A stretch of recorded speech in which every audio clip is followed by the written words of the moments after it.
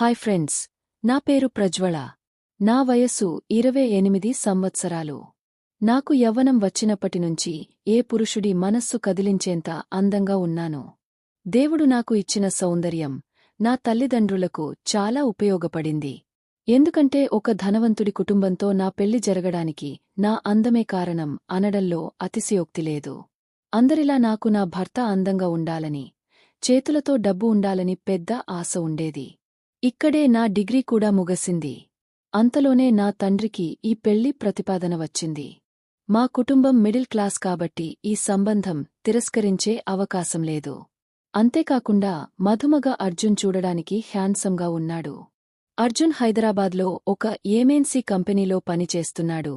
నెలసరి లక్షలు సంపాదిస్తున్నాడు. ఇదే సరిపోయింది నా తండ్రికి పెళ్లి నిర్ణయం చేయడానికి. 3 నెలల్లో నా పెళ్లి అర్జున్తో జరిగింది. కాని ఆశ్చర్యమంటే మొదటి రాత్రే నాకు బాధపడింది. అర్జున్ నన్ను ఒక్క కిస్ కూడా చేయకుండా ఉండిపోయాడు. ఎందుకో టెన్షన్లో ఉన్నట్టు కనిపించాడు. కొంచెం మాట్లాడి మేము నిద్రపోయాం.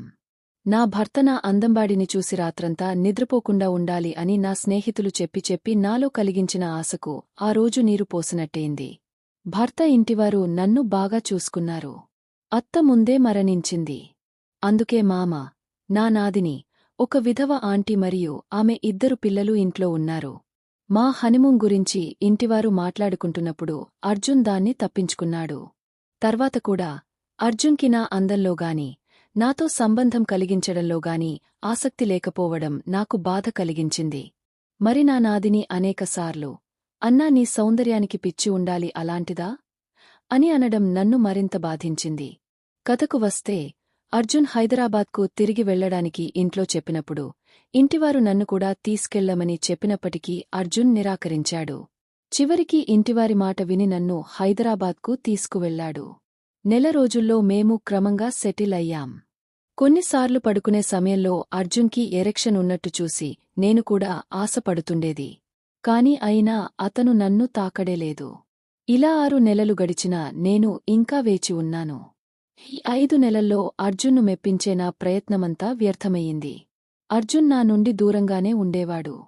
ఈ సమయానికి నేను అర్జున్కు నా బ్రా తీసేయమని చెప్పడం, వచ్చినప్పుడు నా బాడీ చూపించడం అన్ని చేసేదాన్ని. కాని ఏమీ లాభం లేదు. క్రమంగా నాకు అనుమానం వచ్చింది. ఏదో ఇతర ఆడవారితో సంబంధముండి నన్ను దూరం చేస్తున్నాడేమో అని. ఒకరోజు నా ఓపిక తప్పి అరిచి, నాకు జవాబు కావాలి అని అడిగాను. అర్జున్ శాంతంగా ఏ ఆడవారితోనూ అలాంటి సంబంధం లేదు అని చెప్పి నిశ్శబ్దమయ్యాడు. ఇంతలో మా ఆంటీ తరచుగా ఫోన్ చేసి అంతా సరిగా ఉన్నావా అని అడుగుతుండేది. ఒకరోజు నేను ఆంటీకి ఫోన్ చేసి కోపంతో, ఎందుకు నా జీవితాన్ని పాడుచేశారు? పెళ్లి 6 నెలలు అయ్యింది. ఇంకా భర్త నా శరీరాన్ని తాకలేదు. నేను ఎంత ప్రయత్నించినా ఎందుకు నన్ను తాకడం లేదు అని ఏడిచాను. ఆ సమయంలో ఆంటీ ఫోన్ కట్ చేసింది. ఫోన్ కట్ చేసే ముందు ఎవరితోనో మనం ఏమనుకున్నామో అదే జరిగింది అని చెప్పడం విన్నాను. ఆ రాత్రి నాకు ఆకాశమే క్రింద పడినట్టు అనిపించింది. ఆ రాత్రి అర్జున్ నాకు డ్రింక్స్ ఇచ్చి, మాట్లాడుతూ నేను గేయ్ అని చెప్పాడు.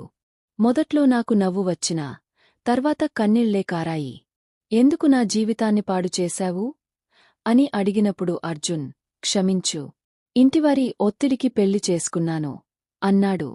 నేను మారడానికి చాలా ప్రయత్నించాను, కాని కుదరలేదు అని చెప్పి ఏడుస్తూ కూర్చున్నాడు.